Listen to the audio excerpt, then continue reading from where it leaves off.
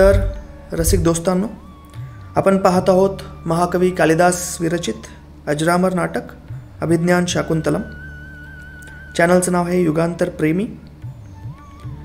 मागच्या भागात आपण बघितलं की शिकारीला गेलेला राजा दुष्यंत वेश बदलून ऋषी कण्व यांच्या आश्रमात प्रवेश करतो. तिथे पहिल्यांदा दुष्यंत आणि शकुंतला समोरासमोर येतात आणि सैनिक आल्यामुळे राजाला आश्रमातून बाहेर पडावं लागतं. आता पुढे विदूषक राजाचा जो मित्र आहे तो म्हणत आहे, बस खूप दमलो आता. ह्या शिकारी राजाची मैत्री म्हणजे डोक्याला ताप आहे नुसता.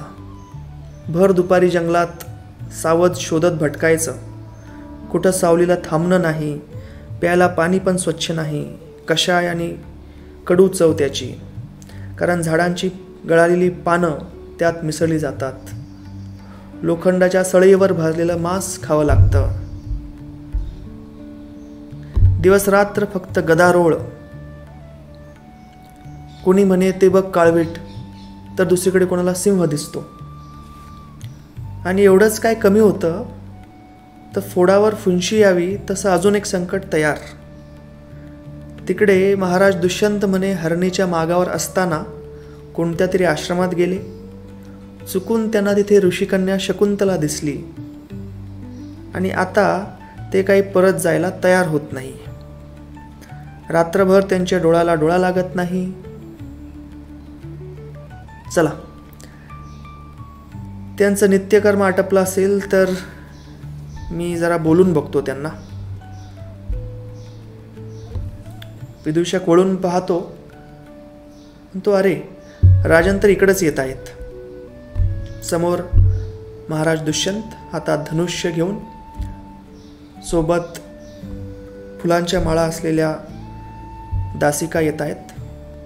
विदूषक मनात म्हणतो, हे तर चांगलंच झालं. मी पण थोडा थकल्यासारखा सोंग घेऊन या काठीच्या आधाराला उभा राहतो. बघूया, ह्याच बहाण्याने जमलं तर जरा आराम करायला भेटेल.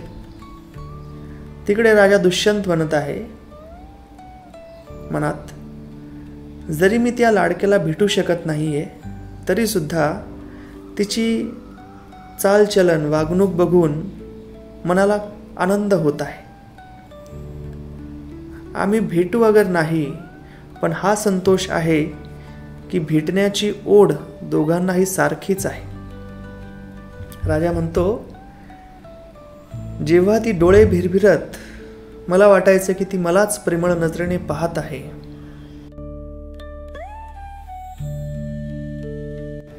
जेव्हा ती गजगामिनी चाल चाले मला वाटत की ती मलाच तिची अदा दाखवत आहे. आणि जेव्हा तिच्या सखी मैत्रिणी तिला थांबवत आणि ती त्यांच्यावर चिडत असे, मला वाटे की ती हे सगळं माझ्या प्रेमापोटीच करत आहे. प्रेमात व्यक्तीला सगळीकडे आपल्याला हवं तेच खरं दिसतं. राजा म्हणत आहे, ते भिरभिरते लोचन प्रिये, ती गजगामिनी चाल कुणासाठी, तो सखीवर का उगा राग, वेड्या मना का हा बहानाच तुझ्यासाठी. विदूषक म्हणत आहे, महाराजांचा विजय असो. राजन, मला माफ करा, मी तुम्हाला नमन करू शकत नाही, कारण मी फार थकल्यामुळे हालचाल करू शकत नाही. राजा विदूषकाकडे पाहतो, म्हणतो, तुझी अशी दशा का झाली.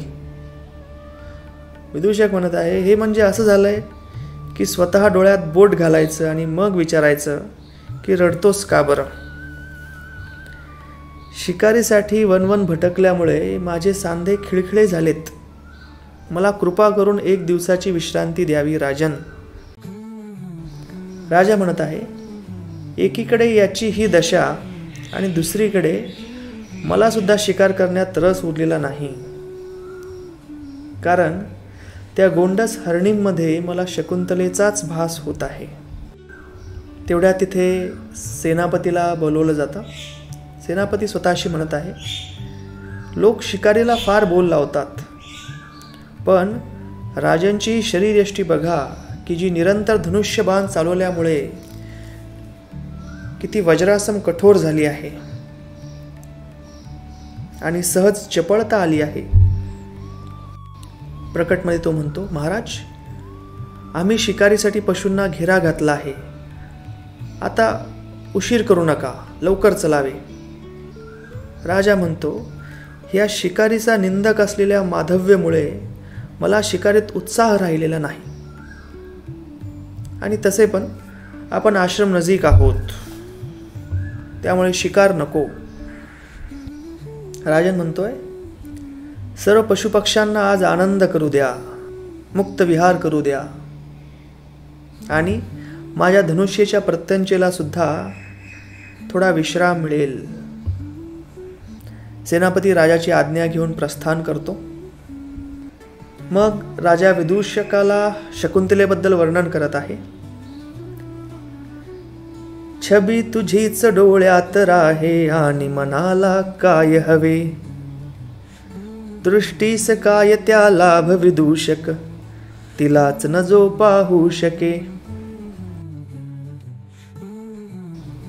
तर राजाने आपल्या मनातील भावना विदूषकासमोर व्यक्त केल्या आहे शकुंतलेबद्दल. विदूषक म्हणत आहे, मित्र, आपण एका तपस्वी कन्येवर भाळला आहात असं दिसत आहे. राजा दुष्यंत म्हणतो, मित्र, पूर्ववंशी राजाचं मन कधीच कुपंथाकडे वळत नाही. उपमा कालिदासस्य. राजा दुष्यंत म्हणतो, मी ऐकलं आहे शकुंतला एक अप्सरेची कन्या आहे, जिला ऋषी कण्व आश्रमामध्ये घेऊन आले आहेत. हे असं झालंय की जसं नवमालिकेचं एक फूल, जाईचं एक फूल आपल्या फांदीवरून तुटून मदारच्या वृक्षावर येऊन पडलं आहे. ह्या भागात इथेच थांबूया, भेटूया पुढच्या भागात. जर तुम्हाला कथा आवडली असेल तर चॅनलला लाईक करा, शेअर करा, सबस्क्राईब करा. धन्यवाद.